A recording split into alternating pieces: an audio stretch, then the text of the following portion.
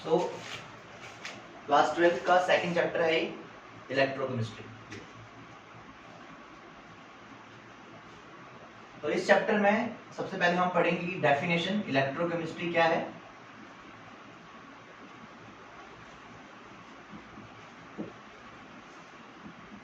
तो electrochemistry is a branch of science which deals with the interconversions of energies. ठीक है, किसके साथ डील करता है? Interconversion of energy. यहाँ पे आप दो तरह की एनर्जीज के बारे में पढ़ेंगे।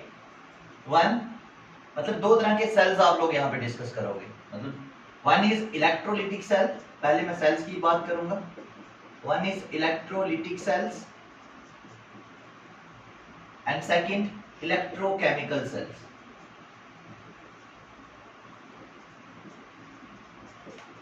ठीक, तो दो तरह के सेल्स हैं, इलेक्ट्रोलिटिक सेल्स और इलेक्ट्रोकेमिकल सेल्स। इलेक्ट्रोलिटिक सेल्स कौन से सेल्स होते हैं?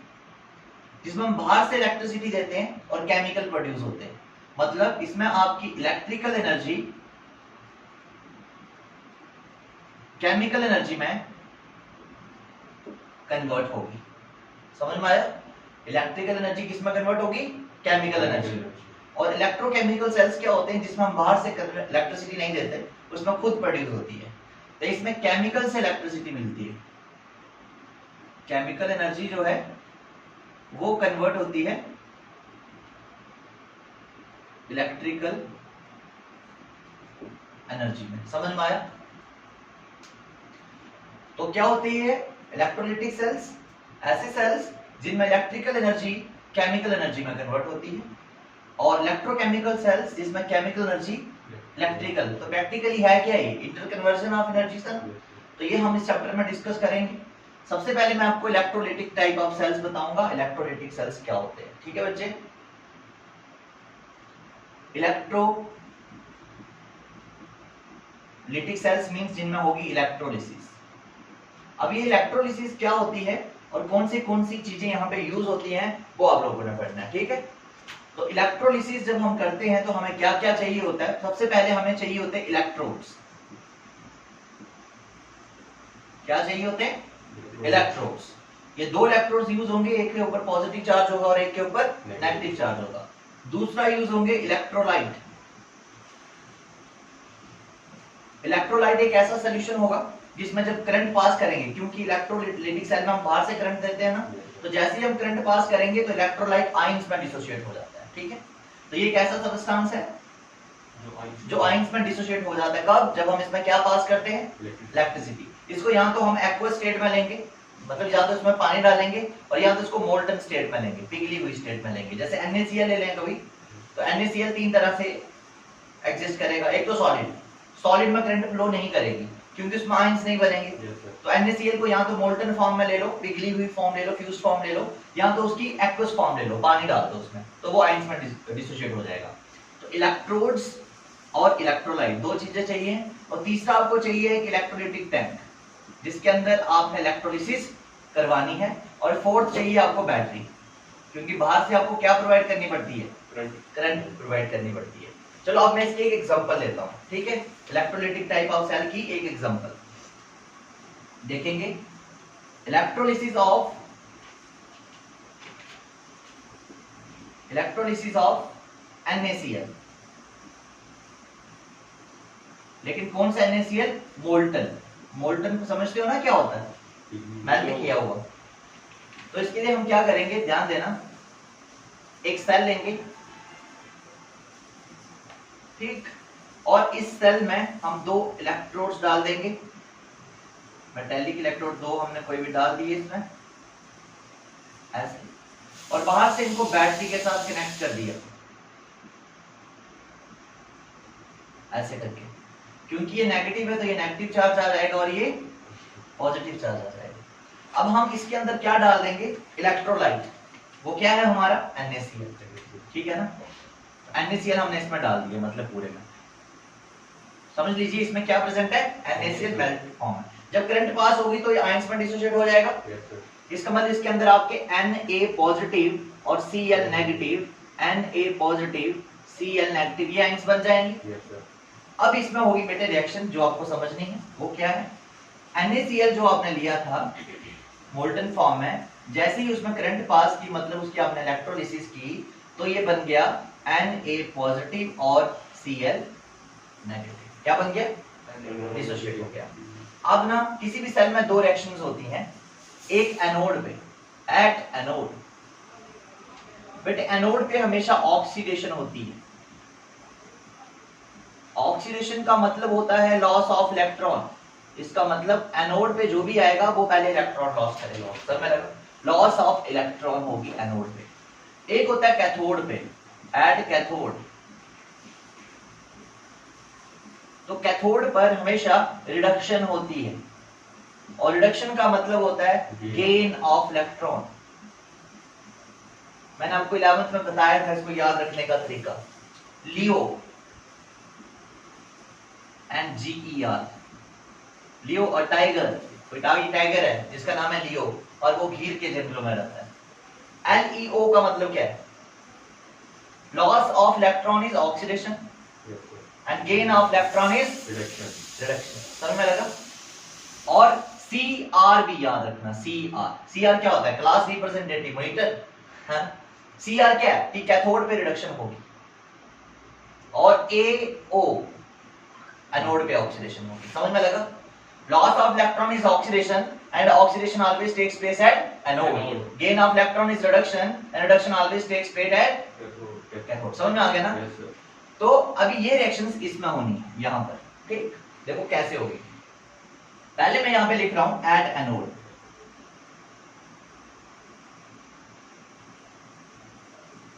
एनोड पे होगी ऑक्सीडेशन। ऑक्सीडेशन का मतलब होता है लॉस ऑफ इलेक्ट्रॉन। क्या मतलब होता है?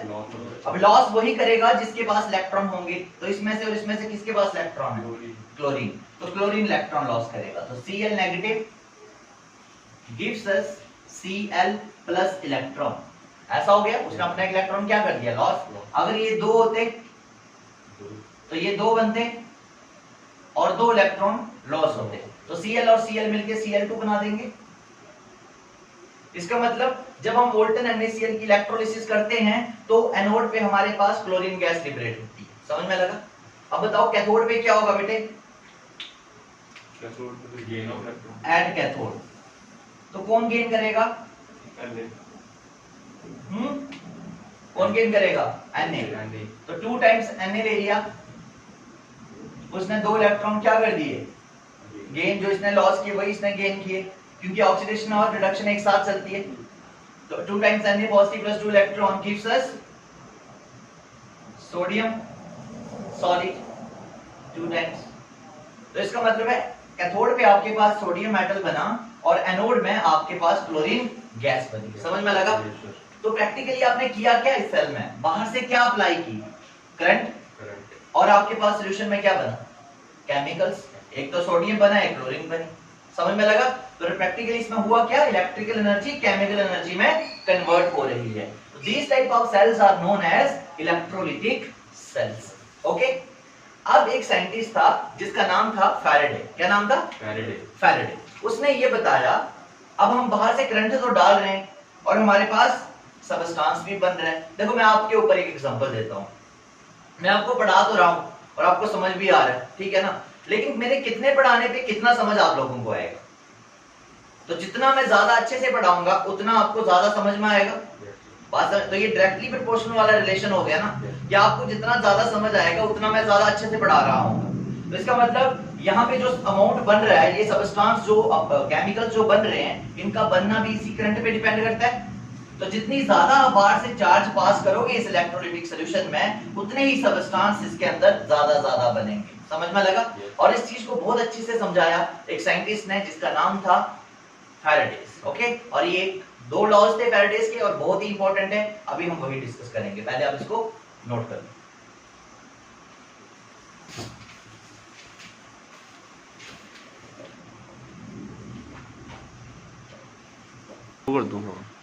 सो आपका अगला टॉपिक है फैराडे। इसी को कंटिन्यू करते हुए फैराडे लॉज ऑफ इलेक्ट्रोलिसिस। तो फैराडेस के 2 लॉज हैं, ठीक है? पहला है फर्स्ट लॉ। ये क्या बताता है? ध्यान देना मुझे। ये बोलता है कि अगर आपके पास कोई एक इलेक्ट्रोलाइटिक टैंक है, मतलब इलेक्ट्रोलाइटिक सॉल्यूशन है, जैसे ये था, इसके अंदर कोई 2 इलेक्ट्रोड्स डिप करें और बाहर से हमने इसमें इलेक्ट्रिसिटी डाली हुई है, और इस सॉल्यूशन में एक एनोड पे कोई सब्सटेंस लिबरेट होगा या कैथोड पे होगा, तो कितना अमाउंट इनका डिपॉजिट होगा? तो ये बोलता है द अमाउंट ऑफ, फर्स्ट का द अमाउंट ऑफ सबस्टेंस मतलब वही केमिकल जो बने थे, the amount of substance deposited और liberated at any of the electrode is directly proportional to quantity of charge passed through the electrolytic solution। तो क्या मतलब हुआ इसका कि जितनी ज्यादा आप बाहर से इलेक्ट्रिसिटी इसमें डालोगे, सबस्टेंस भी उतना ज्यादा क्या होगा, प्रोड्यूस होगा किसी भी इलेक्ट्रोड पे, चाहे एनोड है और चाहे कैथोड है। तो the amount of substance deposited और liberated at any of the electrode, say cathode or anode, is directly proportional to the quantity of charge passed through the electrolytic solution। अब हम मानते हैं let W be the weight deposited।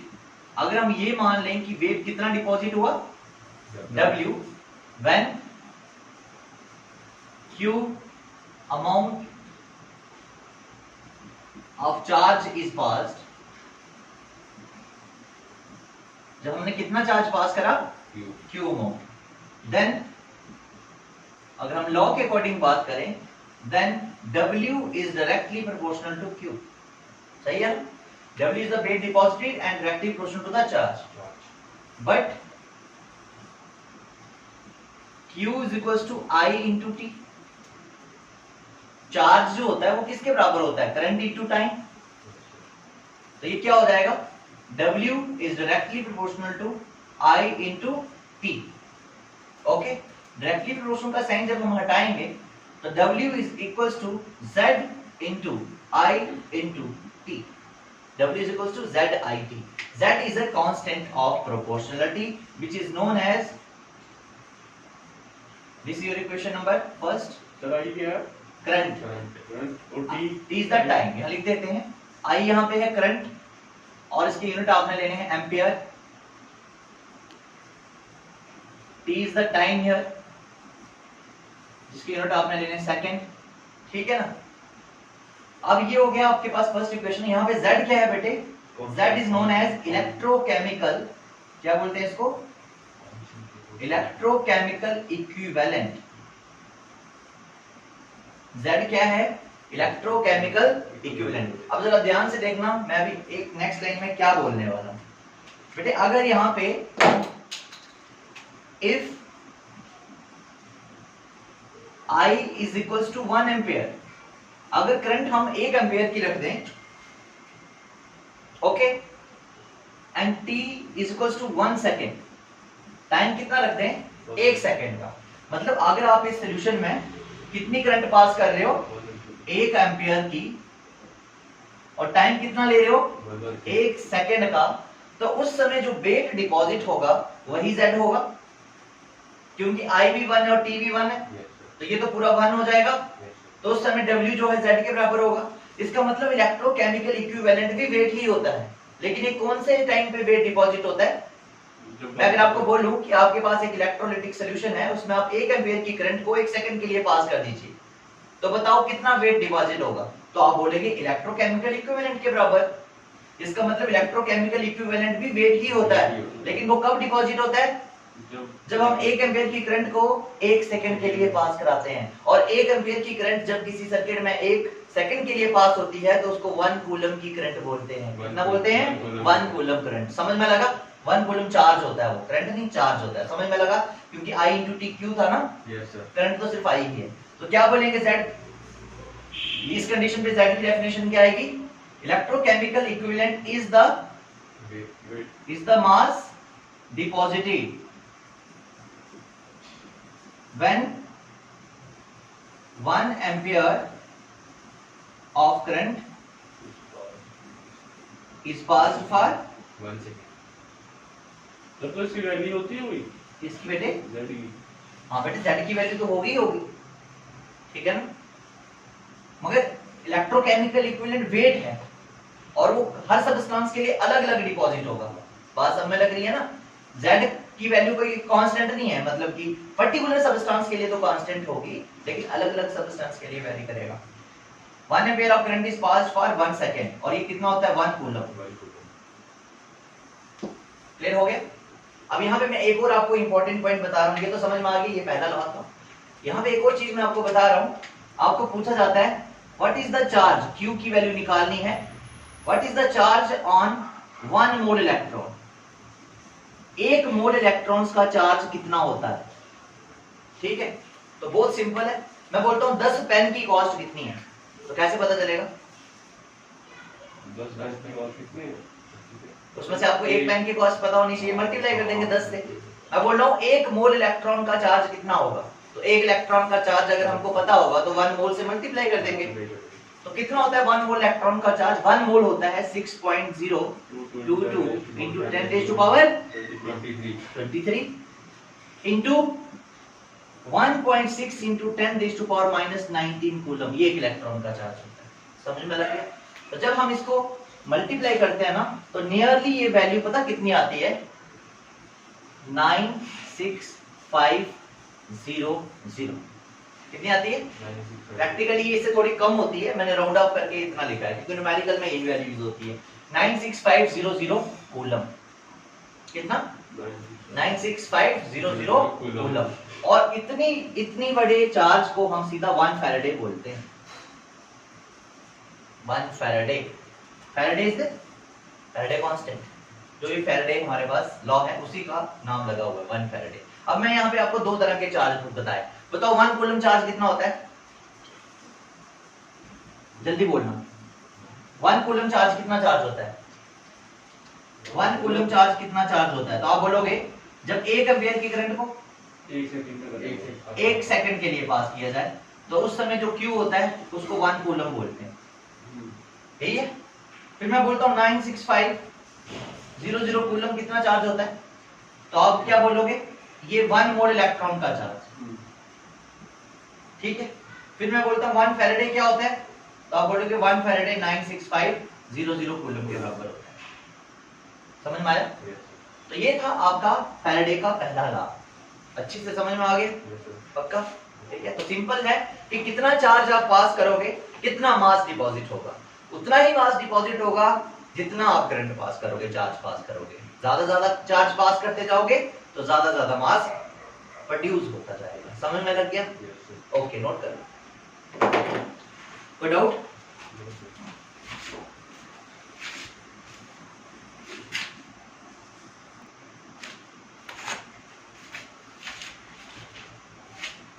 Like for electrode reactions,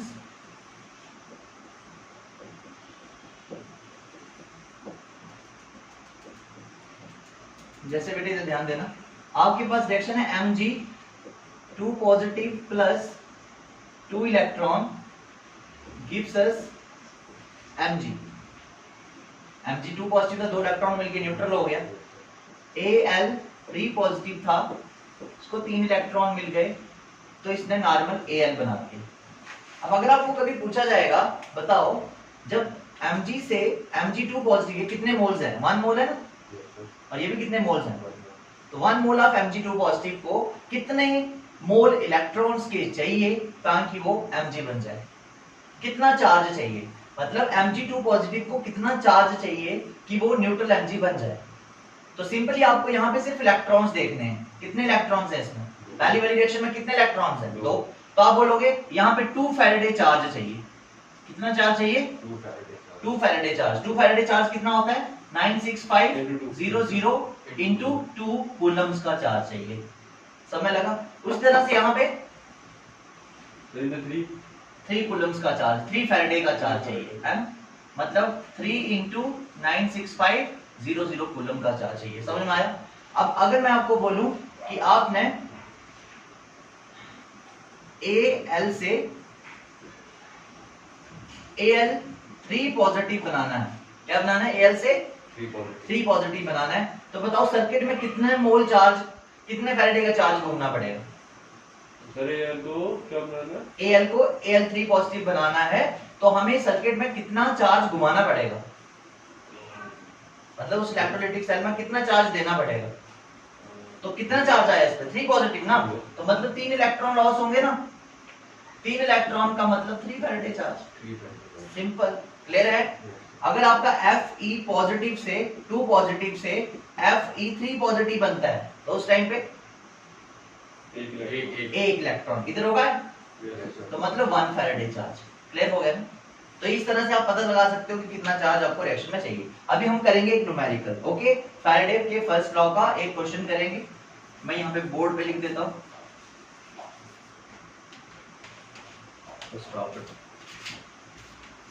लिखो आप भी question. तो आपका एक क्वेश्चन है किसी फैराडे लॉस का कि आपके पास एक सोल्यूशन है कॉपर सल्फेट का। जब हम उसकी इलेक्ट्रोलिसिस करते हैं 10 मिनट के लिए, करंट कितनी डालते हैं? 1.5 एम्पियर की। तो बताओ कॉपर का मास कितना डिपॉजिट होगा? क्लियर है? ऐसे क्वेश्चंस में हम सबसे पहले क्या करेंगे? चार्ज निकालेंगे, Q निकालेंगे। Q equals to I into T. I कितना दे रखा है? 1.5। T कितना है? 10 मिनट मतलब 600 सेकेंड। तो ये हो जाएगा कितना? 900 कूलम हो जाएगा। क्लियर हो गया? तो मतलब इस सर्किट में जो भी कंडीशंस दी हुई हैं इस पूरे सेल में इलेक्ट्रोलाइटिक जो हो रही है उसमें 900 कूलम का चार्ज वो मूव करवा रहा है। ओके, अब हमें देखना है कॉपर बोले कैथोड पे बनेगा। तो बनेगा कैसे कॉपर? Cu2 पॉजिटिव जो होगा वो 2 इलेक्ट्रॉन गेन करके बनेगा। Yes sir. और वो बनाएगा Cu सॉलिड। तो यहाँ से आपको क्या पता चला कि अगर आपको 1 मोल कॉपर का बनाना है तो आपको 2 मोल उसमें इलेक्ट्रॉन का चार्ज पास करना पड़ेगा। और 2 मोल इलेक्ट्रॉन चार्ज मतलब 2 फैराडे चार्ज। तो अगर आप 2 फैराडे चार्ज पास करते हो तो आपके पास 63.5 ग्राम कॉपर बनता है, क्योंकि 1 मोल कॉपर का मास 63.5 होता है। 2 फैराडे कितना होता है? 96500 कूलम मल्टीप्लाइड बाय 2। अब आगे कैलकुलेशन वाला पार्ट देखो कैसे करेंगे। हम लिखेंगे 96500 into 2 coulomb of charge will produce copper equals to 63.5 gram. yes sir। 1 coulomb कितना करेगा फिर? अगर इतने कूलम से इतना बनता है तो 1 कूलम से कितना होगा? 63.5 डिवाइडेड बाय 2 into 96500 कूलम। यही आएगा। yes sir। अब आपको कितना चार्ज दिया क्वेश्चन में वो हमने निकाल दिया हुआ ना पहले का 900 कूलम। तो 900 से कितना मास डिपॉजिट होगा? कितना मास डिपॉजिट होगा? कूलम में ग्राम आएगा तो बोलो कितना आएगा? 63.5 divided by 2 into 96500 multiplied by 900। तो इसको सॉल्व करके जो भी आएगा वही आपका आंसर होगा। समझ में लगा ना? Yes sir. कर दो नोट।